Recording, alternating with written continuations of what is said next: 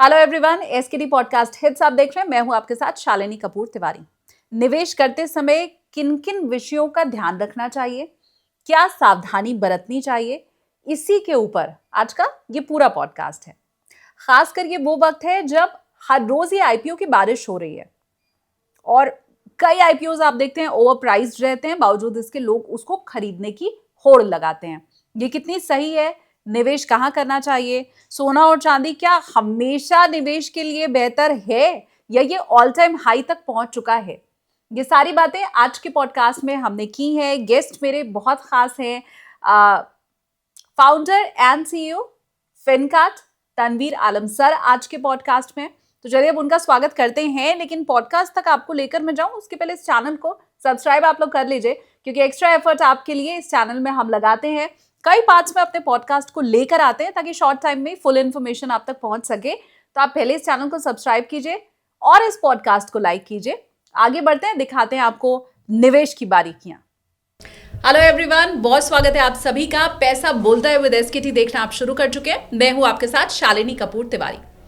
पैसे से पैसा कैसे बनाएं, इसकी बहुत आसान सी क्लास आज आपको मिलने वाली है। मुझे लगता है जितना बेसिक होता है वो ही सबसे टफ होता है, और इसीलिए कुछ बेसिक्स रूल आपको हम बताने वाले हैं, कुछ थंब रूल हम आज आपको बताने वाले हैं। मैं हमेशा ये कहती हूँ कि मैं तो एक्सपर्ट हूँ नहीं, मैं आपको नहीं बता सकती हूँ कि पैसा कैसे बोलता है, और इसीलिए पॉडकास्ट में हम कुछ एक्सपर्ट्स को इन्वाइट करते हैं जो इजी लैंग्वेज में आपको ये समझाते हैं कि आपकी गलती कहाँ है और कहाँ आपको सुधार की ज़रूरत है। इसी कड़ी में आज पॉडकास्ट में मेरे साथ मौजूद हैं founder and CEO Fincart Tanveer Alam sir. बहुत स्वागत है सर आपका। शुक्रिया। सबसे पहला सवाल और कंफ्यूजन जो मुझे लगता है पूरे मार्केट में ही इस वक्त दिखाई दे रही है, मैं ज़्यादातर ऐसे लोगों को सर जानती हूँ जो ये कह रहे हैं कि हमसे तो गलती हो गई, हमने सोना और चांदी खरीदा नहीं। वहीं दूसरी तरफ मुझे कुछ ऐसे लोग मिल रहे हैं जो ये कह रहे हैं हमने खरीद तो लिया लेकिन ये टॉप पे पहुंच चुका है तो अब हमें बेच देना चाहिए। ये जिनके पास है वो भी परेशान है, जिनके पास नहीं है वो भी परेशान है। Correct. और दूसरी एक लहर मार्केट में इस समय चल गई है कि ये दोनों दौड़ दौड़ के ना थक चुके हैं। अब सोना भी थक चुका है, चांदी भी थक चुकी है। तो आप हमें बताइए कि क्या वाकई सोना चांदी थक चुका है? जिसके पास है वो क्या करे, जिसके पास नहीं है वो क्या करे? देखिए, सोना और चांदी का जो बेसिक है, जो इन्वेस्टमेंट क्राइटेरिया है, उसको मैं थोड़ा डिफाइन करूँगा। और सोना क्यों बढ़ा है इसकी भी एक रीज़न पहले डिफाइन करते हैं, और उस पर हम सिल्वर पे भी आएंगे। देखिए, सोना हिस्टोरिकली ये माना गया है कि ये एक इंश्योरेंस प्रोडक्ट की तरह है, इन्फ्लेशन के अगेंस्ट में बहुत अच्छे से काम करता है, जिसे कहते हैं हेज अगेंस्ट इन्फ्लेशन।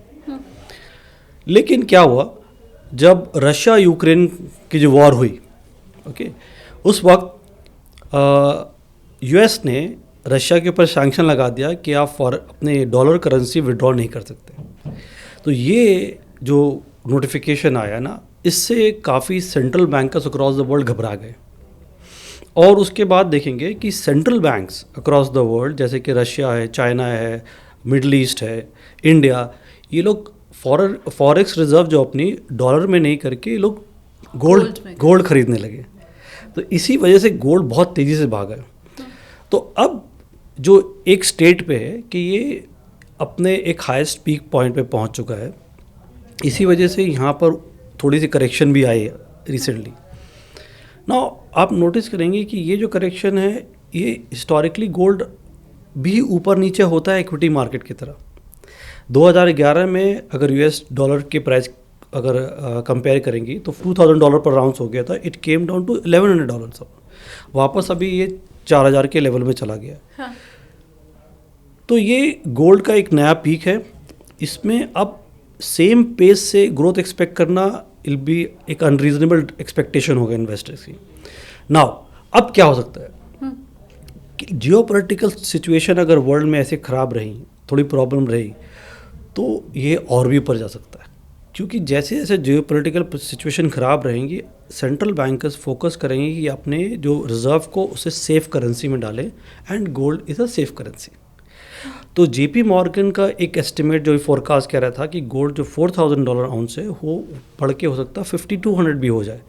तो एक स्कोप है गोल्ड में इन्वेस्टमेंट करने की, लेकिन मेरी एक्सपेक्टेशन ये रहेगी कि अब हिस्टोरिकली जैसे लास्ट 2 साल का रिटर्न है, लोग ये एक्सपेक्ट ना करें, ये एक अनरियलिस्टिक एक्सपेक्टेशन होगा। ना सिल्वर देखिए, अच्छा गोल्ड का यूज़ ज्वेलरी के अलावा कहीं और नहीं है, प्रोडक्ट में नहीं, इंडस्ट्रियल प्रोडक्ट में नहीं है ना। वहीं आप सिल्वर आप देखती है, सिल्वर का जो यूज़ है इंडस्ट्रियल प्रोडक्ट में है। अब वो सेमीकंडक्टर है, अब सोलर कर रहे हैं, सोलर पैनल पे होगा, तो ये सब जो इंडस्ट्रियल यूज़ है, ईवीज़ लग रही हैं, तो इसका इंडस्ट्रियल यूज़ है, इसलिए सिल्वर थोड़ा तेज़ी से बढ़ा है इसके लिए। लेकिन सिल्वर क्योंकि एक इंडस्ट्रियल यूज़ भी है, ये बहुत वॉलेटाइल रहता है। अगर इंडस्ट्री में डाउनटर्न आया, रिसेशन आई, रिक्वायरमेंट कम होगी, तो ये बहुत रैपिडली गिरेगा भी। तो गोल्ड के मुकाबले सिल्वर बहुत ज़्यादा वॉलेटाइल होता है। हाँ। तो इसी वजह से अगर आपको निवेश करना, आपकी एक पोर्शन का हिस्सा होना चाहिए, 10 से 15% maximum should be in gold silver, not beyond that.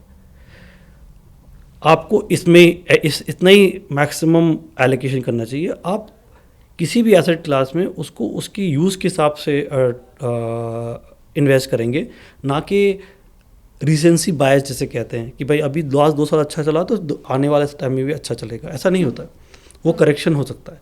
तो आपको अपने एसेट एलोकेशन के हिसाब से, जो आप इक्विटी ले रहे हैं, डेट ले रहे हैं, गोल्ड ले रहे हैं, एसेट एलोकेशन के हिसाब से आपको 10 से 15% रखना चाहिए, उससे बियॉन्ड नहीं। अभी आपने कहा कि बीते 2 साल का जो गोल्ड एंड सिल्वर का रिटर्न है, हाँ। उस लिहाज से और उस रिटर्न की एक्सपेक्टेशन हमें आगे नहीं रखनी चाहिए।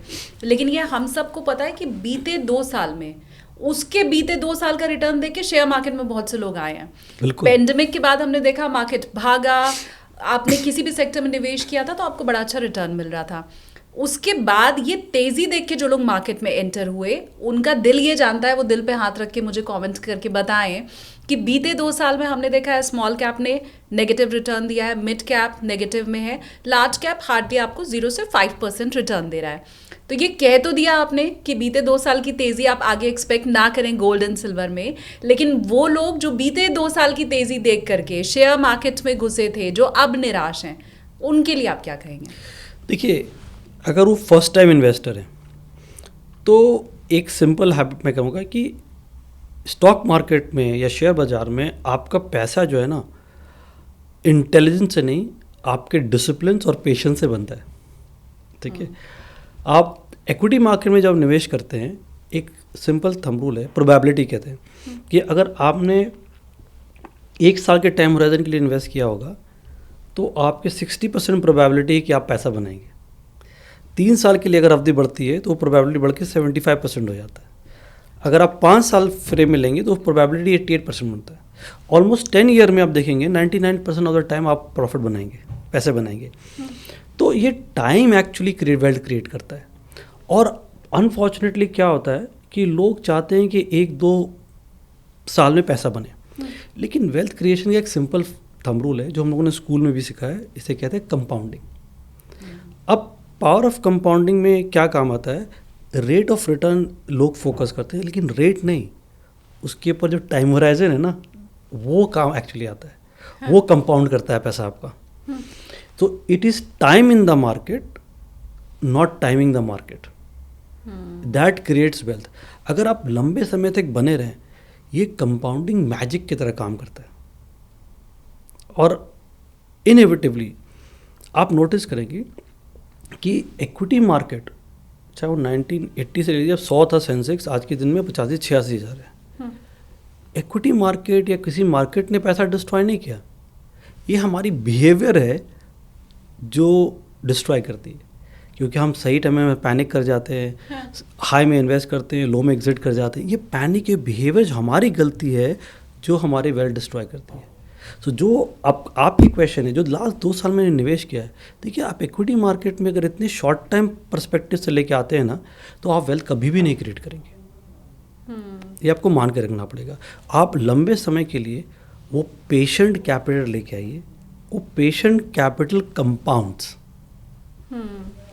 लेकिन ये सच्चाई है मुझे लगता है, और ये ह्यूमन बिहेवियर भी है कि जैसे ही मार्केट डाउन होना शुरू करता है, हम थोड़े दिन तो वेट करते हैं, फिर हम पहले तो सिप रोक देते हैं, फिर हम उसको कोसना भी शुरू कर देते हैं कैसे इससे बचें? और ये मेरा बहुत जेन्युइन सवाल है, मतलब मैं ये समझना चाहती हूँ कि अपनी आंख के आगे अपने पोर्टफोलियो को हम डाउन होते देख रहे हैं हर रोज़, उसके बाद भी हम ये कैसे भरोसा करें?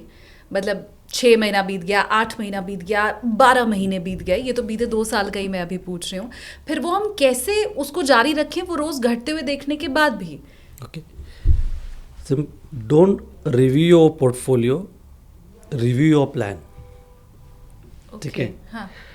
आपने सबसे पहले जो प्रॉब्लम होती है ना, लोग यही नहीं सोचते हैं कि वाई आई हैव इन्वेस्टेड, मैंने क्यों इसमें इन्वेस्ट किया है। अगर आपका वाई क्लियर होगा ना तो आपको दिक्कत कम आएगी ना। वाई का मतलब क्या है कि देखिए, हम लोग ना सही मायने में स्टॉक मार्केट, बॉन्ड, गोल्ड इसमें निवेश नहीं करते हैं। हम लोग निवेश करते हैं अपने सपनों को पूरा करने के लिए, चाहे वो बच्चे की पढ़ाई हो, घर खरीदना हो, मुझे वेकेशन में जाना हो, रिटायरमेंट की प्लानिंग करनी हो, इसके लिए करते हैं। अगर आपने वो पैसा उस गोल के लिए एलोकेट किया है लॉन्ग टर्म के लिए, तो लॉन्ग टर्म के लिए आप इक्विटी प्रोडक्ट्स चूज़ करेंगे, शॉर्ट टर्म के लिए आप डेट जो रिस्की प्रोडक्ट नहीं है वो चूज़ करेंगे। हाँ। अगर ये आपने अलाइनमेंट सही कर दिया ना तो आपको दिक्कत कम आएगी। ऑन द कॉन्ट्री, ऐसे मार्केट, जब मार्केट ख़राब होता है ना, अगर आपकी लॉन्ग टर्म गोल हैं तो हम जैसे लोग इसको लकी फेस कहते हैं, क्योंकि इस टाइम हम उसी पैसे में ज़्यादा यूनिट अक्यूमुलेट कर रहे होंगे। तो ये तो ऐसा हो गया कि फ़्लाइट टेक ऑफ करने से पहले हम बोर्डिंग कर रहे हैं। हम अगर फ्लाइट बोर्ड ऑफ कर गए और उसके बाद इक्विटी मार्केट टेक ऑफ करेगा तो विल मेक रिटर्न। और एक बात है, इक्विटी मार्केट हमेशा से ये एक तरफा लीनियर रिटर्न कभी नहीं देता, ये उतार चढ़ाव के साथ ही रिटर्न देता है। ठीक है, तो ये साइकिल मूव करता है, तो अच्छे टाइम आएंगे, बुरे टाइम आएंगे। हाँ। तो अगर आप अपने आप को मैनेज कर पाएंगे, अपने बिहेवियर को मैनेज कर पाएंगे, तो आपको रिटर्न 100% मिलेगा। लेकिन अधिकतर लोग ये गलती करते, क्यों करते हैं? देखिए, हम जितना भी कह ले, we are human being, it is not our mistake, it is this is how our brain is wired. And brain wiring क्या होता है, एक हमारे ब्रेन में एक छोटा पार्ट है, इसको कहते हैं amygdala, which is a small almond shape, almond बादाम के शेप में है, mid part of the brain में, जो कि रिस्पॉन्सिबल है फियर को एंटिसिपेट करने के लिए, खतरा को, किसी तरह के खतरे को एंटिसिपेट करता है, और वो डिसाइड करता है कि भाई ये मैं जैसे कि ना फियर ऑफ फ्लाइट, ओके, जैसे कि तो अल्टीमेटली क्या होगा, वो डिसाइड करता है कि मैं फाइट करूँगा या फ्लाइट करूँगा। तो अधिकतर लोग डर के वो फ्लाइट के मोड में, मतलब है वो एग्जिट करने के मोड में चले जाते हैं। हाँ। जो उसको, उस सिचुएशन को मैनेज कर पाते हैं कि यार ये अच्छा बुरा टाइम आया है, नाउ ये तो अच्छा टाइम आएगा एंड ये लॉन्ग टर्म में वैल्यू देगा, तो वो इन्वेस्टमेंट और बढ़ा देते हैं। एंड वही डिफरेंस है एक सीजन इन्वेस्टर में और एक नोविस इन्वेस्टर में। नोविस इन्वेस्टर घबरा जाता है और सीजन इन्वेस्टर बना रहता है। सीजन इन्वेस्टर की जब आपने बात कर ही दी है, तो मुझे लगता है एक और सीजन जो आईपीओ मार्केट में चल रहा है, मुझे वो ज़रूर डिस्कस कर लेना चाहिए। आईपीओ मार्केट में सिर्फ रेनी सीजन है, बारिश ही बारिश हो रही है आईपीओ की। ज़्यादातर लोग मैंने देखा है वो जो लिस्टिंग डे वाला जो प्रॉफिट रहता है उसके पीछे भागते हैं। बड़ी R&D शुरू हो जाती है सर, जैसे हम नया आईपीओ सुनते हैं ना, उसके बाद ही मैं देखती हूँ कि उसके पीछे भागना, उसके बारे में जानना, ख़रीदना, ये तुरंत शुरू हो जाता है। तो मुझे पहले तो ये बताइए कि ये कैसे निवेश करना कैसे है, ये जो बारिश हो रही है उसमें कौन सा पकड़ना है, कौन सी बूंद छोड़ देनी है, घुसना भी है कि छाता लेके जाना है, ये आईपीओ मार्केट का समझाइए आप। देखिए, आईपीओ मार्केट में ना, मैं अपने, जब हम लोगों ने करियर स्टार्ट किया था करीब 30 साल पहले, और उस 25-30 साल के दौरान में जितनी भी आईपीओ आते थे ना, तो उस टाइम इन्वेस्टमेंट बैंकर कुछ वैल्यू टेबल पे छोड़ते थे कि भाई निवेशकों का कुछ पैसा बनेगा। ठीक है, अभी तक अधिकतर जो आईपीओ आ रहे हैं ना, वो लिटरली फुली प्राइस्ड है, बल्कि थोड़ा कुछ देखेंगे ओवर प्राइस्ड है मार्केट में। हाँ। अब मैं किसी आईपीओ का नाम नहीं लूँगा बिकॉज अनफेयर है, लेकिन वो इतना ओवर प्राइस है कि आपको वो देख के समझ में आएगा कि ये सस्टेनेबल नहीं है। अब देखिए, 2-3 चीज़ मैं सबसे पहले स्टॉक मार्केट में आप क्या करते हैं, आप समझते हैं बिजनेस मॉडल कैसा है, ये बिजनेस में पैसा बनेगा या नहीं। अगर बिजनेस अच्छा है तो आप देखते हैं इसकी मार्केट में कितनी स्टॉक का कितना फ्री फ्लोट होगा, क्या डिमांड होगा। तीसरा देखते हैं वैल्यूशन। वैल्यूशन बहुत इंपॉर्टेंट पार्ट है। अगर मान लीजिए मैं आपको समझ, एक कप है, इसका अगर ये वैल्यू 500 रुपये का है और मुझे ये 5000 में मिल रहा है या 1500 में भी मिल रहा है, तो ये सस्टेनेबल नहीं है। तो अधिकतर आईपीओ में यही मार्जिन ऑफ सेफ्टी मिसिंग होता है। तो ये निवेशकों को देखना पड़ेगा कि मेरा मार्जिन ऑफ सेफ्टी है या नहीं। अगर वो एक्सॉर्बिटेंट वैल्यूएशन में है तो उनको निवेश नहीं करना चाहिए। लेकिन क्या होता है, वो निवेश क्यों करते हैं? There is a concept called FOMO, fear of missing out. Right. Again I will go back to the same amygdala part. Amygdala सिर्फ ये मार्केट वोलेटिलिटी के फेयर से नहीं घबराता है, या कोई अगर आपके पास कोई बंदूक लेके आया आपने, वो नहीं घबराता है। इस एक और रीज़न से वो अनसर्टेनिटी घबराता है। अगर आपके पड़ोसी या जिससे आप कंसर्न हो, अगर वो प्रोग्रेस कर रहा है तो आपके मन में अनसर्टेनिटी आती है। एंड आप देखते हैं कि सब बाज़ार में इन्वेस्ट कर रहे हैं, मेरे फ्रेंड्स इन्वेस्ट कर रहे हैं, मेरे नेबर इन्वेस्ट कर रहे हैं, वो पैसा बना रहे हैं और मैं नहीं बना रहा हूँ, तो क्या होता है, ब्रेन आपको सिग्नल दे रहा है कि देयर इज अ थ्रेट। अच्छा, ठीक है, there is a threat. Somebody else's progress, किसी और का प्रोग्रेस आपको थ्रेट लगने लगता है। ठीक है, एंड वो थ्रेट जो है को ओवरकम करने का एक ही तरीका है, ब्रेन को डोपामिन चाहिए। ओके, और वो डोपामिन होता है जब when you take some action, कि मैं कुछ कर रहा हूँ अपने लिए, and that action is buying that IPO.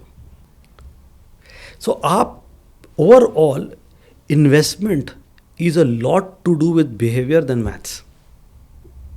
Okay, okay, interesting. हाँ, सो दिस आईपीओ जो लोग कर रहे हैं वो फोमो के ट्रैप में फंस रहे हैं, उनको वो रोकना है।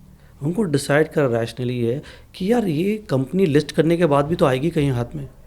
अगर बहुत अच्छा करेगी तो हम खरीद लेंगे, नहीं अच्छा करेगी नीचे आएगा तो all the more better.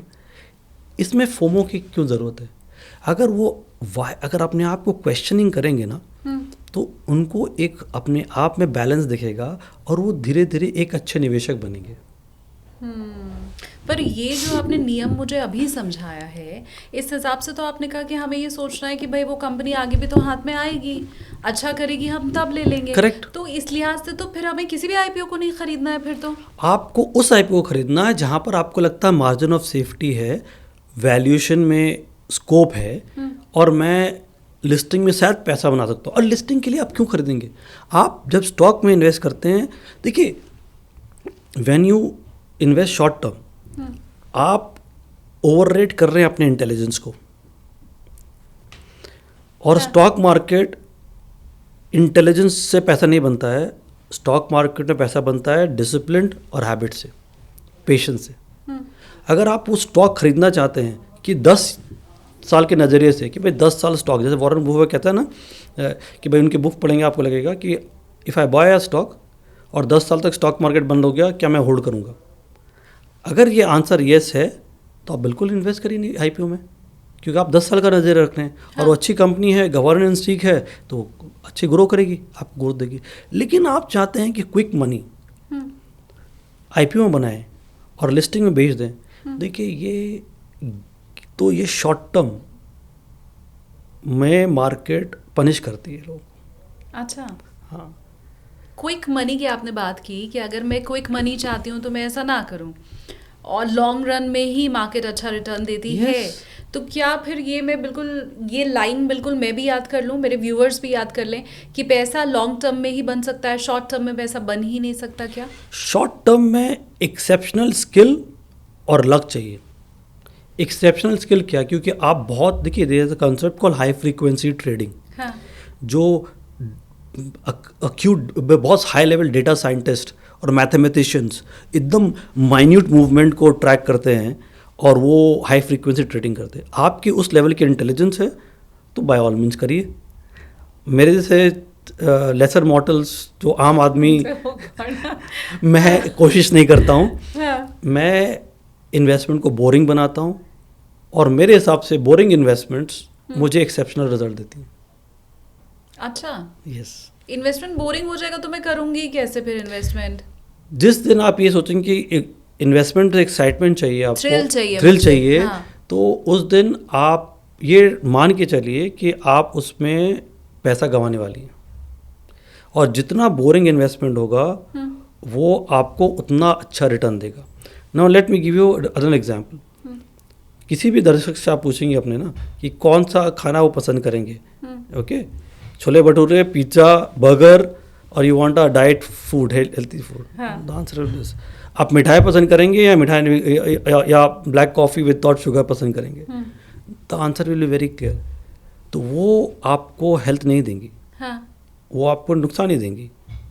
So anything that thrill will create loss to you in the market, and it goes with everything in life. Okay, so whether it's relationship, okay, if you're flirting in a relationship, cheating in a relationship, you'll not survive a relationship. क्या बात है, हाँ. So it is a very fundamental rule. Anything that is boring will be rewarding to you in the long run. तो फिर मुझे ये बताइए कि मैं कैसे करूं, अपने पोर्टफोलियो को हर समय देखती रहूं, या मैं एक बार इन्वेस्ट कर दिया है तो भूल जाऊं? क्योंकि मुझे दोनों में ही तकलीफ नज़र आती है। मुझे लगता है मैं हर समय जब देखती रहती हूँ तो मुझे तो उसमें कहीं ना कहीं लगता है अब तो तब्दीली कर देनी चाहिए, बदल देना चाहिए, ये तो कुछ गड़बड़ हो रहा है, तो वहाँ पे भी मैं मात खा जाती हूँ। फिर जब मैं इन्वेस्ट करके छोड़ ही देती हूँ, भूल ही जाती हूँ, मुझे देखना ही नहीं है उधर की तरफ, तो भी जब मैं आगे जाने के बाद पीछे मुड़ के देखती हूँ तो भी मुझे लगता है कि यार ये तो गड़बड़ हो गई, इससे अच्छा तो देख लिया होता। तो करें क्या? Very good. देखिए, इंडिया में कॉन्सेप्ट ये है कि हम लोग सिर्फ प्रोडक्ट खरीदते हैं, और वो प्रोडक्ट हो सकता है आपके लिए काम करें, दूसरे के लिए काम ना करें। उसका उदाहरण देता हूँ। हम इक्विटी में इन्वेस्ट करते हैं। सपोज मैं ट्राई कर रहा हूँ कि मैं बच्चे की पढ़ाई करूँ। अब मेरा बच्चा अगर 15-16 साल का है तो मुझे तो 1-2 साल में चाहिए होगा। तो इक्विटी में निवेश करेंगे तो आप मात खाएंगे, क्योंकि 2-3 साल में गारंटी नहीं है, मार्केट ख़राब दौर से गुजर सकती है। और वहाँ उल्टा कीजिए, अगर मेरे बच्चा तो 2 साल का है, मेरे पास 15-16 साल है, उस वक्त मैं इक्विटी में निवेश करूँगा तो एक्सेप्शनल पैसा बनाऊँगा। सो सेम प्रोडक्ट, सेम गोल, लेकिन टाइम होराइजन डिफरेंट है। सो ये प्रोडक्ट इम्पॉर्टेंट नहीं है, वो एप्लीकेशन ऑफ द प्रोडक्ट है। और वो एप्लीकेशन ऑफ द प्रोडक्ट कहाँ से डिराइव होगा? सॉल्यूशन से। लोग प्लान नहीं करते। देखिए, पहले के ज़माने में लोग घर भी बनाते थे। वो घर बनाना है, ज़मीन ले लिया, वो सीमेंट और ईंट लाए, बनना स्टार्ट कर दिया। लेकिन सही घर बनने के लिए आपको पहले आर्किटेक्ट को बुलाना पड़ेगा, उसके लिए सही प्लान बनाना पड़ेगा। और उस प्लान के हिसाब से आप डिसाइड करेंगे भाई मेरा सीवरेज कहाँ होगा, वाटर कहाँ होगा, और वास्तु वगैरह को कंसल्ट करते हैं, राइट। आप एक आर्किटेक्ट का ब्लूप्रिंट प्लान बनता है। आपकी जो फाइनेंसेस है ना, उसका भी ब्लूप्रिंट बनता है, उसे फाइनेंशियल प्लान कहते हैं। वो फाइनेंशियल प्लान के तहत अगर निवेश करेंगे ना, तो आपका एक एक पैसा सही प्रोडक्ट में लगेगा और सही टाइम होराइजन के पर्सपेक्टिव से। फिर आपको उस पोर्टफोलियो को सिर्फ ट्रैक नहीं करना है, आपको ये ट्रैक करना है कि ये गोल्स जो है, मैं अगर ऐसे अब मैं अपने कॉन्फिडेंटली अचीव करूँगा या नहीं, तो आप देखेंगे आप में कॉन्फिडेंस आ जाएगा। You will feel confident about your money कि मेरा एक एक पैसा सही लक्ष्य में, सही नज़रिए से लगा हुआ है और सही टाइम होराइजन में ग्रो करेगा। तो आप अपने आप कॉन्फिडेंस आएगा और आप ये गलती कम करेंगे। तो पोर्टफोलियो मत रिव्यू करिए, अपने प्लान को रिव्यू करिए, क्योंकि मेरा प्लान सही रास्ते में जा रहा है, मेरे इन्वेस्टमेंट सही वो डेस्टिनेशन में पहुंचेंगे। हो सकता है एक आख इन्वेस्टमेंट आपको लगे कि ये थोड़ा सा जैसे प्रॉमिस किया गया था नहीं चल रहा है, उसमें आप बदलाव कर दें, लेकिन बहुत फ्रीक्वेंटली चेंज करने की ज़रूरत नहीं है। आप सरप्राइज होंगी, मैं अपने पोर्टफोलियो साल भर चेक नहीं करता हूँ। अच्छा। क्योंकि जितना अगर आप पोर्टफोलियो चेक करेंगी, आपका वो ब्रेन आपको फोर्स करेगा उस एरर करने में, क्योंकि वो आपको ब्रेन ट्रिगर करता है, थोड़ी भी अनसर्टेनिटी उसको बर्दाश्त नहीं है, राइट। और उस पर आपको फिर फोर्स करेगा कि इसको चेंज करो, इसको बदलो। तो वो गलती करने में आपको मजबूर करता है वहाँ पर। मैं अब आपको एक सिचुएशन देती हूँ कुछ पैसों के साथ और टाइम होराइजन के साथ, मैंने जब 1 साल पहले पॉडकास्ट किया था सर, उस समय लोग करोड़पति बनने की बात करते थे। सिर्फ 1 साल में ये 1 करोड़ से 5 करोड़ हो गया है। तब लोग सवाल ये पूछते थे, मुझे करोड़पति बनना है, 1 करोड़ चाहिए, साल भर के अंदर ही लोगों को 5 करोड़ चाहिए। मैं दोनों के बीच का रखती हूँ, 3 करोड़ में मान के चलती हूँ कि मेरे पास 15 साल का समय है और 15 साल में मुझे 3 करोड़ कमाने हैं। कैसे होगा? देखिए 15 साल एक अच्छा टाइम होराइजन है। सो अगर मान लीजिए उसमें आप 60,000 रुपये इन्वेस्ट कर रही हैं, 60,000 रुपीज़ पर मंथ, तो साल का 7 लाख रुपये होगा। 10 साल में 72 लाख रुपया। आपने 15 साल में 1 करोड़ रुपये इन्वेस्ट किया अप्रॉक्सीमेटली, वो 1 करोड़ 3 करोड़ रुपये अपना आराम से बन जाएगा। कंपाउंडिंग के हिसाब से अज्यूम करते 12% का रिटर्न, वो फिर आपको 3 करोड़ दे देगा। वो टाइम होराइजन आपके लिए फेवरेबल काम करता है। लेकिन मैं आप थोड़ा और डिफरेंट करता हूँ। अब मान लीजिए 15 से आप 20 साल होराइजन करती हैं, हाँ। पता है वो 3 नहीं, वो बाकी का 5 साल आपको 3 का 6 कर देगा। अच्छा। और आपको 20 को 25 करती हैं, हाँ। तो वो 6 नहीं रहेगा, वो 6 का 12 हो जाएगा। तो सीखिए सेम सम, लेकिन आप वो 3 करोड़ की जगह में आप 12 करोड़ ले रही हैं।